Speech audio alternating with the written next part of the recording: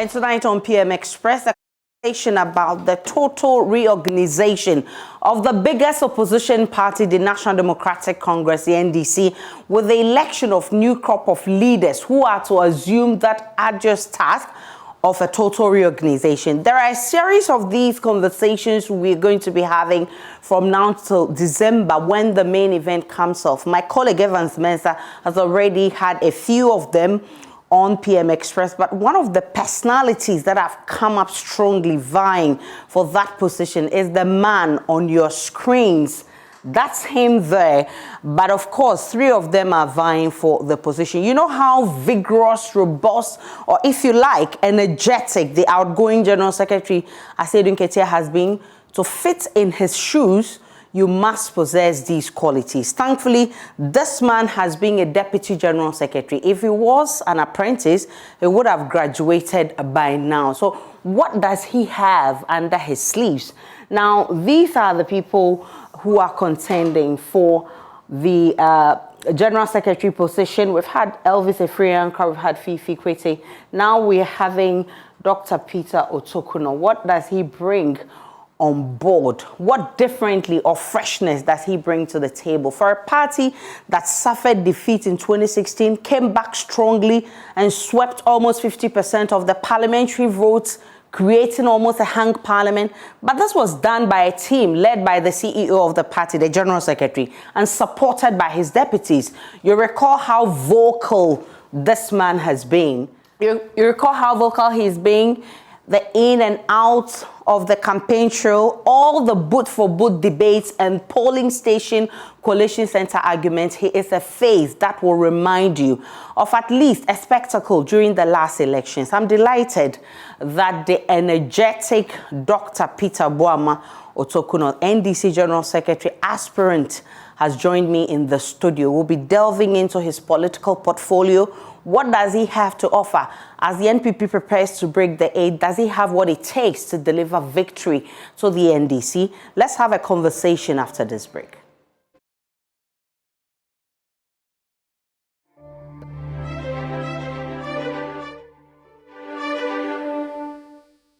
Fellow Akatamansonians, countrymen, comrades, ladies and gentlemen, for the past 16 years, I have dedicated myself to the service of our great party, the National Democratic Congress. During this period, I have served in various capacities, both in government and as a party official. I have served as the head of research at the Communications Directorate of the Office of the President, as a Deputy Chief Executive Officer of the National Youth Authority, and as a member of the National Elections Directorate of the NDC, as a Deputy Director of Research, and the founding registrar of the NDC Party School, the Ghana Institute of Social Democracy. By the good grace of God and by your support, you elevated me to the high office of the Deputy General Secretary of the NDC. Under the able stewardship of my great compatriot, mentor, and boss, Senior Comrade Johnson Asedun Ketia, and with other leadership of the National Democratic Congress at all levels, from national, region, constituency, and branches, and with our parliamentary caucus, and more importantly, all our stakeholders, including you, modeled this party not only as a promising political party and as the biggest political party in the Fourth Republic, but also as a symbol of hope to the youth of this country. In recent times, our party has gone through some of its most difficult phases since 1992. We have been through 2 major elections in an environment that can be best described as hostile, unfair, and undemocratic. Certainly rigged against all fairness, transparency, and justice. Yet in the face of these challenges, we have demonstrated resilience, determination, and have come together and worked for our collective progress. So that's the man that I have in my studio with me, Dr. Peter Boama Otokuno. He has the loudest voice. Good to see you. It's been a while. Good to see you. What have you been up to? You are looking good. Thank you so much. But I want us... that you appear to be a deviation to the norm. Everybody is struggling in this country. You all looking frail, but it appears you are looking good. Really? It's by grace. Grace, almighty grace. It's by grace. But I want us to start from the general reorganization of the party. Okay. And this weekend, we saw that there are still some outstanding constituencies and there are still pockets of issues to be dealt with. Yeah. But generally, how would you assess the reorganization of the party? Well, it's been extremely successful. Like every political organization, when you are doing reorganization, it is time for power, for leadership. And any organization, when it is time for people to grab leadership, there is a little struggle, you know. So you would have people litigating here and there. I mean, some who also want to take advantage of the process and entrench themselves. So you would have to be applying the law here and there to make sure that the right things are done. So far, it's been exceedingly successful across the country. We've been able to do almost all the 16 regions, except that in Eastern region, there are a number of constituencies that, because of some last-minute technical glitch, we were not able to complete. What do you mean by technical glitch? Well, we are supposed to work with the Electoral Commission and on a few things, and I think that some of the things, the logistics they require for the elections delayed. I think that the preparations were a little bit, you know, problematic in that area because we initially wanted to push Eastern region a week, you know, forward, and later we reviewed and said, okay, we could go and do it at the same time. So the time was very short for them to reorganize the logistics for the election. So there were some delays which led to the inability to conduct the elections in some few constituencies. So we are hoping to clear them this weekend. This weekend is coming up, okay. But this is the biggest question everybody has on their mind. They want to know, why do you want to become General Secretary? Well, there are 1,000 reasons why I want to become General Secretary. Let's start. But the most crucial one is that the NDC cannot afford an additional day of an MPP government or an Akufo-Addo government. Neither can the people of this country afford an additional day of an MPP government. And that requires that we have a strong leadership, a results-driven leadership. Leadership that understands how to win elections. Leadership that understands the feeling of the people, the aspirations of the people, that is ready to sacrifice, and if you want, do what it takes to win power for the people. Because I have said, for example, that the 2024 elections is a liberation battle, and it will require all hands on deck. But most importantly, it will require an effective and strong leadership. And if we are talking about strong and effective leadership, then it also means that we must have a leader that is very courageous, because you are dealing with the MPP that is not ready to go power, you know, let power go easily. They are not going to sit down for you to take power away from them just like that. It's going to be a very tough tussle. They have said that they are breaking the eight. They have said, for example, that they are going to hand over to an MPP government. It means that they know exactly what they are going to do. And history, you know, provides ample evidence to how these people operate. So it means that we would have to do extra. We would have to work hard. We would have to show resilience and tenacity in our effort to win power. And that means that the people will need a kind of leader who is courageous, who is fearless, who is bold and brave, who understands the rudiments of elections, who understands party management, and above all is a grassroots man. Because you will need to consolidate the party. You need to have an excited party grassroots that are ready to sacrifice, are you all that are ready to commit, you know. And the leader must be approachable, because they must share your aspirations and difficulties and pain. You must be accessible, you understand? You must be their own. And all these attributes that the people need in a leader to lead them for 2024 elections, it's my scorecard. Because you score me excellent on courage, you score me excellent on fearlessness, you score me excellent on braveness, you score me excellent on boldness, you score me excellent on my understanding of elections. And you have just indicated in your intro how you saw me all over the place in the 2020 elections. In my introduction. And I have been doing elections for the past 12 years. And so anything about elections in Ghana, and that is why in the last 4 years, my boss allowed me to lead most of the elections, engagements and all that, apart from the few things that the election directorate are supposed to handle, collation and all those things. But all the groundwork that led to the main elections, I led. So my understanding of elections is important. Then my understanding of party management, how to run the party. And that is where I stand very tall, among any of my colleagues who would want to contest, because I have served in the office for the last 4 years. Nobody have served in that office. And I had the opportunity to serve in the office the tail end of General Mosquito's service. So I had the opportunity to, learn a lot, go through that apprenticeship, download a lot from the experiences he has had over the period.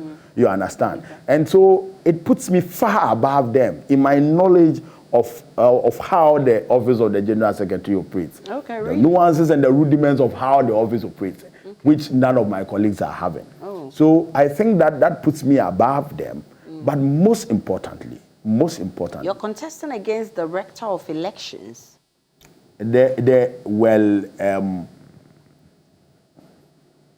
Difference. We are not. You know better. Elections than him. Certainly. I mean, I have been in elections before he became director of elections. Yes, but that is not even the point. The point is that we are not contesting for director of elections. We are contesting for general secretary. And I have made the point that, you see, your general secretary should be versatile. Your general secretary should be one that would be able to lead policy.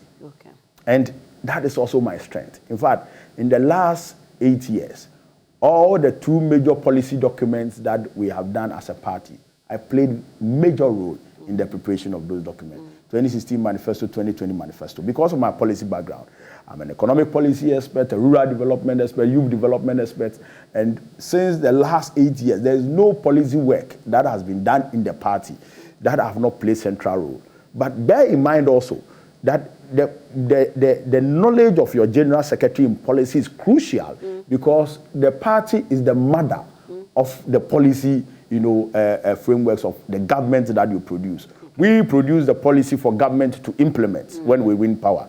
So you need a general secretary who understands policy, who would be able to lead the team to develop policies that are responsive not only to the ideals and philosophy of the party, but also to the ideals of the people. It's one thing aspect of everything, and another thing actually putting it into practice. In my introduction to this show, I spoke about how rigorous the General Secretary has been, how energetic he has been. Have you spoken with him? Has he given you his blessings? Unalloyed. Unalloyed blessing. But that is a lot of confidence that General reposed in me from the time I became his Deputy General Secretary. And he has reposed same confidence in me at this time. I'm hoping to step into the shoes. But that confidence, as huge as it is, cannot make me the General Secretary unless it is tied to the confidence of the people, the party people. And that is where I come to. You see, I have been with the party people over the years, the past 12 years on the ground. And I am the kind of person you would see on the field relating with the people. I am accessible, I am approachable, they relate to me, they express their difficulties, their concerns, their experiences and all that. I share their aspirations. I know what they go through. And so I appear to be a reflection of what they are. And that is what the grassroots wants. The grassroots wants somebody that they can approach, somebody who will give them a listening ear, somebody who have that empathy, that, readiness, sensitivity, responsiveness to respond to their needs. They say that every party has a pulse, and your colleagues say they understand the pulse of the party. What's that pulse of your party, and do you even understand the pulse of the party? Did you ask them what was the pulse of the party and why they understand the pulse better? You are vying for a general secretary position. You tell me what the pulse of the party is. I say that the NDC carries an ideology and philosophy that identifies with majority of the people in the country. And that majority we are talking about is the vulnerables. That's why we are social democrats. We have lost all these natural allies. Now we have come to a point where we need to engineer natural growth and restoration of those natural allies. And that is where I come in once again. Okay. When I was appointed Deputy Director of Research about 8 years ago, I was the Deputy Chief Executive Officer for the National Youth Authority. I realized that there was a huge vacuum in that office. We needed to re-engineer the party in a way that the party can win elections upon elections. Because all our natural allies, we had lost them. The trade union, we had lost them. The market women, we had lost them. The farmers, we had lost them. I mean, mention it. So we needed to re-engineer the party to take advantage of the new generation. So I realized that this is a huge job. So I took a decision to resign my office as the Deputy Chief Executive Officer for the National Youth Authority, a sacrifice most of my colleagues will not do.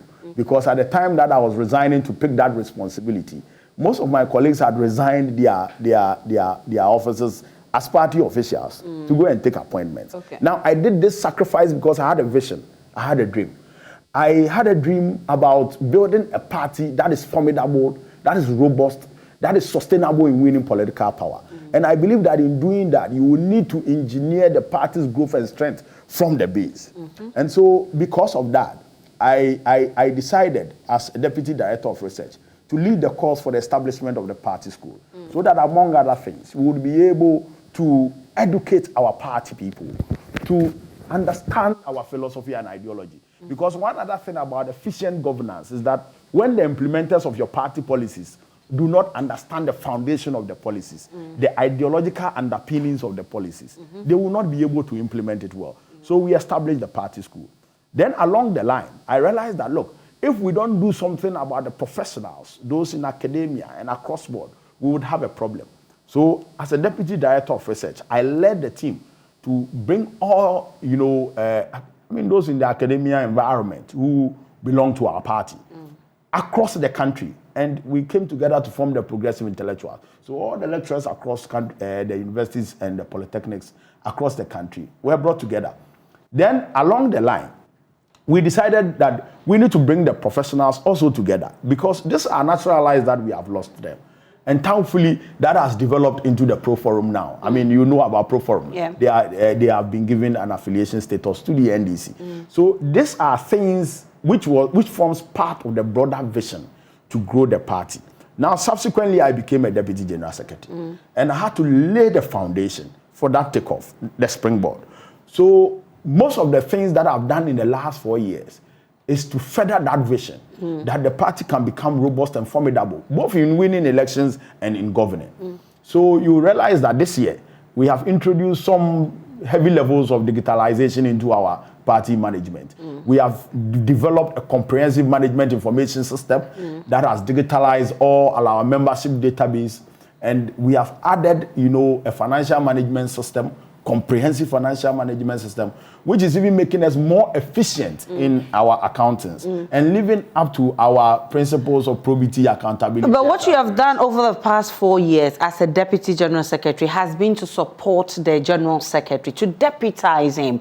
What message are you sending? Do you even have a message, or your message to the delegates is to tell them that you've been behind the scenes and you've supported the General Secretary? No, I have a message. I have an agenda for power. And it's a 10-point agenda. And it's an agenda that encompasses how we consolidate the party, unite the party. And immediately after elections, as you may be aware, after every elections, there may be some few, issues here and there. Okay. I appear to be the uniting factor amongst all that because of my nature and the way I operate. So first of all, to unite the party.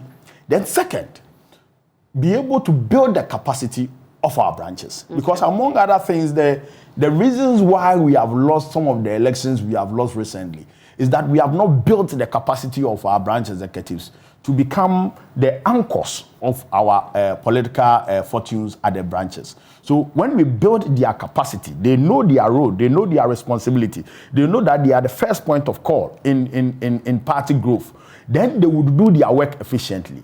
Then most importantly, we would have to reconstruct our election management systems, how we manage elections at the polling station, so that whilst we are able to organize and increase our numbers, we will translate those numbers into votes. And not only translate those numbers into votes, but be able to prevent the MPP from bringing in, foreign materials into the box.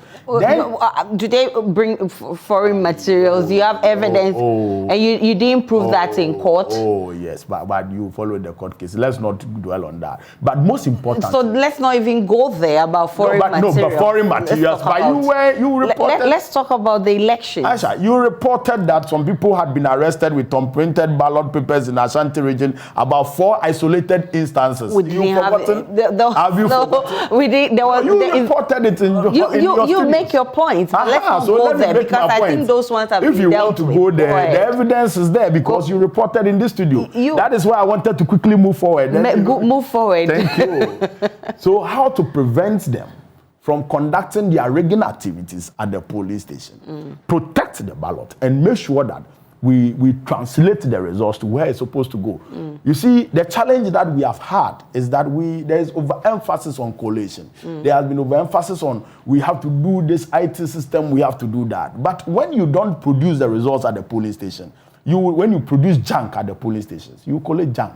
So you need to protect the ballot. Okay. So my vision is to reconstruct the entire election machine. I may not be able to share the details with you for strategic purposes.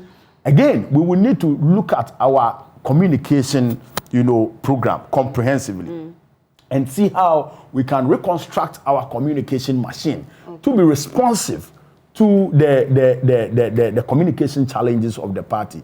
Then, when we have done that and we have secured power, we look at how we motivate our party grassroots. Now, how we reward our party. Talking about power, give or take, your colleagues say that ex-President John Dramani Mahama may emerge as flag bearer, even though many have argued that he may not be the one to win you victory. If that happens, that means that you need to re-strategize. You need to re-strategize and have a strategy different from that of 2016 and that of 2020. What will be that strategy if you finally emerge General Secretary Certainly and CEO you cannot do the of same the things. party? You cannot do the same things all the time and expect a different results. Strategy we must change. Candidate, I don't think so. So what we have to do at this point, and that is why you will need to elect Dr. Peter Boamotokuno as your next general secretary. Because then, at this point, you need a strategic leader. You need a leader that understands what happened in the past. Is John Dramani Mahama that leader? Okay, so you're talking about General Secretary. But I want to find out, do you believe that John Dramani Mahama is the best candidate for you in the upcoming elections? He's the super best candidate, if you ask me. If you ask me. President Mahama there cannot be any other alternative choice apart from President Mahama in winning power in 2024. Okay. You see, circumstances and situations determine the kind of leaders that emerges. The current circumstances in the country requires a President Mahama administration. Which is? The recovery that we need for the kind of deterioration and the plummeting of our resources requires a President Mahama presidency. And so that one, there's no two ways about that. Even though there's going to be a contest, people would contest. In my personal view, I think that President Mahama should be the candidate of choice for the Republic of Ghana. We would go to contest, all right, and who emerges would have to strategize around because the people must speak. But already the people are speaking, and that's what you were, trying to say, that everybody wants President Mahama. No, that's not what I said.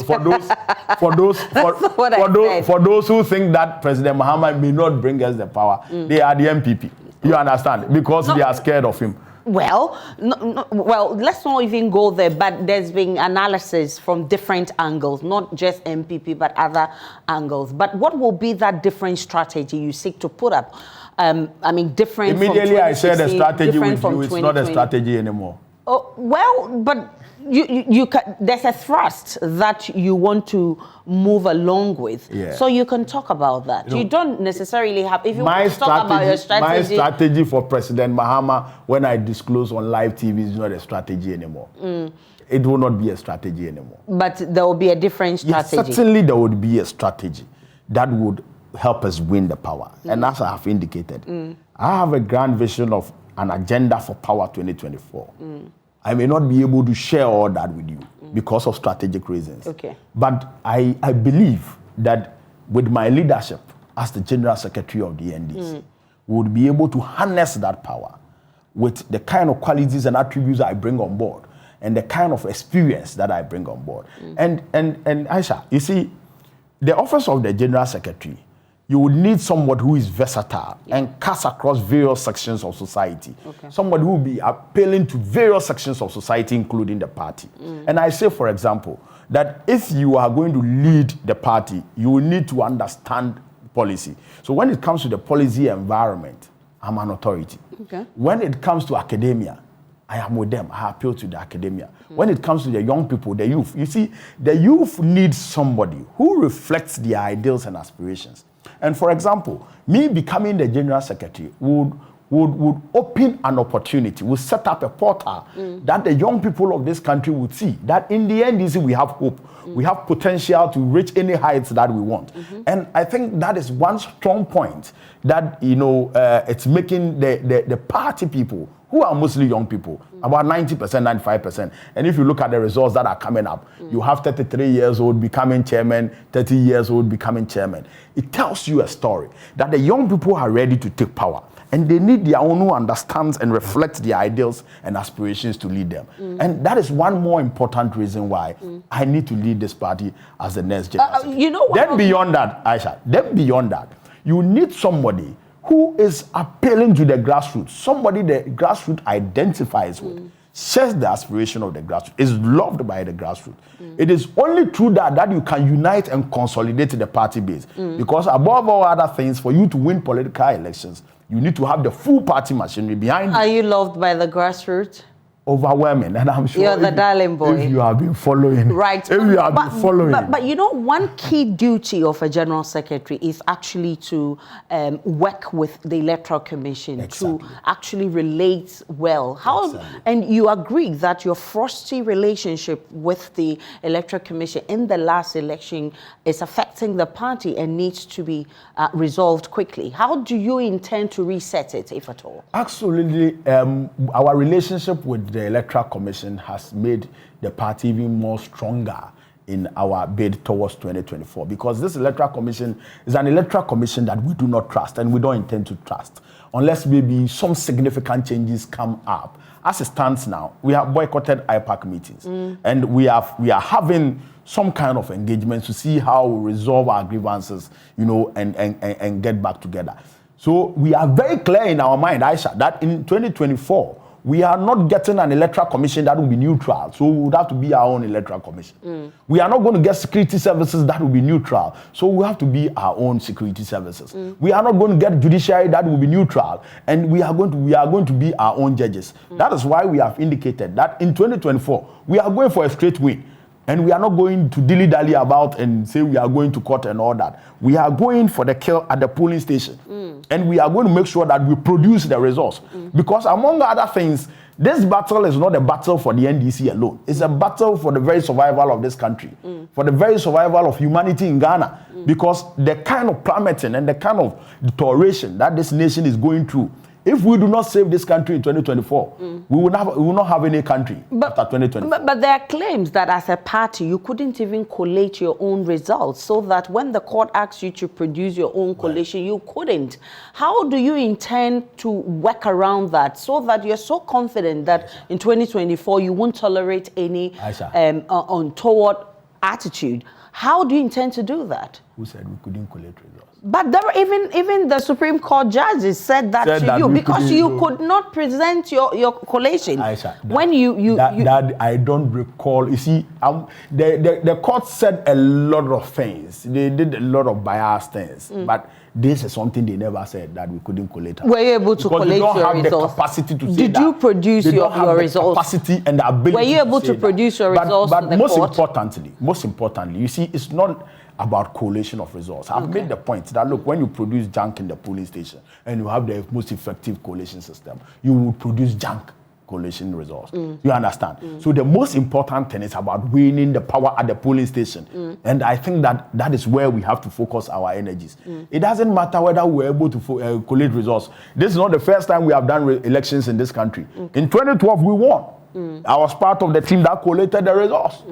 In fact, I played a very significant role in collating the results. Now, the last elections, I was not part of the team, but I took full responsibility because I was part of the administration. And I believe that the experiences of 2020 makes us even more stronger and robust, because it is the experience that will help you to put roadblocks so that there is no repetition of those mistakes. And I say that I carry those experiences in very good faith, in addition to all the other things that we have done.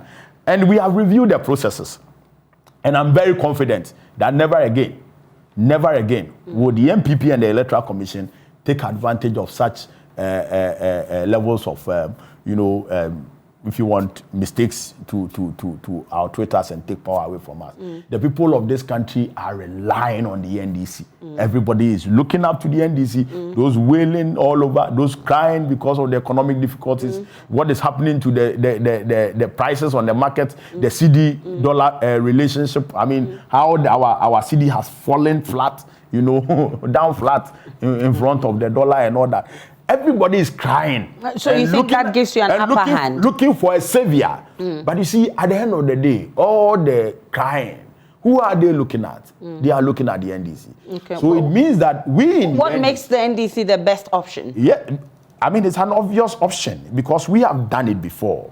They have seen us do it very well and beautifully. And so if there is another hotel... Are you saying that during your time there was no hardship? No, I mean, we have done it very beautifully. And I mean, our time, you were not getting 5 liters of oil for 1,000 cedis. I mean, absolutely not. So the system is deteriorating, and it's deteriorating so speedily that we need a savior. Okay. The people see in us the savior. So we cannot afford to gamble with the 2024 elections. And that is why our people are even more aggressive and ready to make sure that they select the right caliber of leadership that will be able to deliver the power. And that is why I come in. Ayisha. Let's talk about your parliamentary strength. Of course, when it became almost a hung parliament, people were so expectant of something. I mean, Parliament becoming more objective rather than being political or partisan. How would you assess your party strength in Parliament as we speak? So does Parliament become objective when the NDC is in power or MPP is in power and they can decide to be political or partisan when the MPP is in power? No. Well, I mean, you need your parliamentarians to be able to push your policies, your programs. So I'm laying this prelude. Because as it stands in Parliament, we have a strength in Parliament. Okay. That is most important. But we don't have absolute majority. And you have seen the commitment of our members of Parliament in making sure that the ideals of the party reflects and the aspirations of the people reflect. This is so important because in 2020, even though you didn't win the presidential elections, you won a number of the seats. And I'm asking if you think your people have done enough to merit another vote come 2024. They have done more than enough. They have done more than enough. In actual fact, you see, the MPs are a product of the party. And so it's the party that produces them. The question should rather be, has the NDC done enough to merit more members of Parliament? Okay. And I think it's a big yes. And that is why, indeed, they voted for us in 2020 to get majority of our members in Parliament. But you saw how the MPP used brute force to take those seats away from us. And we are still battling them. So, I mean, that evidence is there. It's a statement of fact that the people of this country had confidence in our parliamentary leadership. And that is why they gave us the power. And we selected the Speaker of Parliament, and still the team that we have, even though we have a few challenges, the MPP have tried to use some technicalities to draw out our numbers and all that, but we have still remained formidable and strong and putting our foot down to make sure that the right things are done. What differently do you seek to do if indeed you win the General Secretary position? I mean, and sometimes when decisions are being taken in Parliament, you will see Asiedu Nketia in his full regalia. He will be there. I mean, there are times where they've had to ask him to step out and all of that. What's your own unique plan that you're bringing? So first of all, anytime you have seen Asiedu Nketia in the house, in the chamber, I am with him. Okay. Giving him all the support. Good. So what I'm going to do different is that, you see, it is not only being present on the floor of Parliament. the engagement with the parliamentary caucus is very important. But most importantly, they must understand the responsibility, the debts that they owe to the people of the country. And that is what inspires them. It's not only the presence, you understand. Then sometimes you have to also know tactically, how your opponents play. And that is what helped us to win our speakership election when I was there with him. Because you see, when you know the MPP very well, which I've learned very, very well from General Mosquito, you will know how to play with them. And there are a few things that happened that day that, it will shock you. The predictions that we did, that look, when you do this, they will do this. When you do this, they have done exactly that. So, all this thing comes in as a bag of experience that would make me the perfect replacement for General Mosquito. Perfect replacement for General Mosquito. Yeah. What distinguishes you? I know from the beginning you spoke about the fact that you appeal to the people better, but what distinguishes you from the others? I'm talking about Elvis Efriankra. He's been Director of Elections, he's been Minister of State. I'm talking about Fifi Kwete, he's been Minister of State, and what have you. What distinguishes you? And the most important thing is all of you are within the category of the youth. So what makes you different? Well, that is when you are, I don't know what you are defining as youth. Okay. I am interested in your definition for What's your definition? I think that there's a law in this country that defines youth. Okay. My senior brothers are 55. So 56. They are older than you. And they are senior youth. That's fine. Anyway, so let's not bring we are all youth and all those things. But the most important thing is that I think I stand taller above them in everything. When you talk about political party management experience in the office of the General Secretary, I stand very tall. And I say, for example, that when you have a mason go to learn his trade in masonry, he graduates as a mason. He doesn't graduate as a hairdresser. When you have somebody go and learn carpentry, he graduates as a carpenter. He doesn't become a seamstress. I have learned this job. I have sacrificed myself to the service of the party in the last 8 years. When some of our colleagues were, in government, I have resigned from government to come and serve the party as a volunteer, without pay, without salary. And I've told you the reasons why. So you're not being paid as General Secretary? Absolutely not. Absolutely not. The last 8 years of my service to the party, I have not been paid. You understand? So I have resigned to come and serve the party, sacrifice everything that I've learned, my abilities, my intellectual ability, and everything to the party. And in that process, I have learned so much that my senior comrades have not learned in the office of the General Secretary. And for God's sake, we are looking for General Secretary, not a minister, not a deputy minister. So experiences of deputy minister, and I say verily, that is completely different from party management. Party management is a whole trade on its own. You will need to understand the rudiments. It's true, some of them have served, in the past. Some of them have been, my senior comrade Elvis had been Deputy General Secretary for 2 years, so then won power and went into government. But I have served 4 years, full term, in these contemporary times.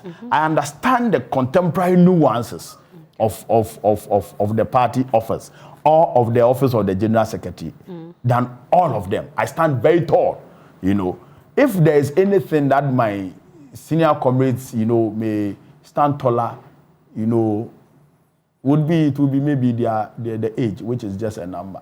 But not the experience? Not the experience. Not the experience in the work, in the trade that we are going to look for. If there is any other thing, if it is General Secretary we are looking at, they come nowhere near my level of capability. But I'm happy that you spoke about how you're going to lead policies that government will drive. Now, we're talking about hardship in the country, and you say that your government is the next party to relieve the country from this distress. And the other side, the MPP, says is breaking the eight, and it says that if you have the solutions, bring them on board. What solutions have you proffered so far? I have a copy of our 2020 manifesto. I can freely donate it to them. Why haven't you done that all this while? But it's even on the internet. So if they are serious looking for solutions, they could even download it. What are your solutions? No, it's in the manifesto, the 2020 manifesto. It has a solution to their problem. They can go and download it, and it's free. You even have it on my Joy Online. No, but let's talk about the economy, for instance, which you say has been very difficult for everyone in the country. What solutions have you proffered as a party? You see, when you pick our manifesto, first of all, we had decried the collapse of the banks that they started with.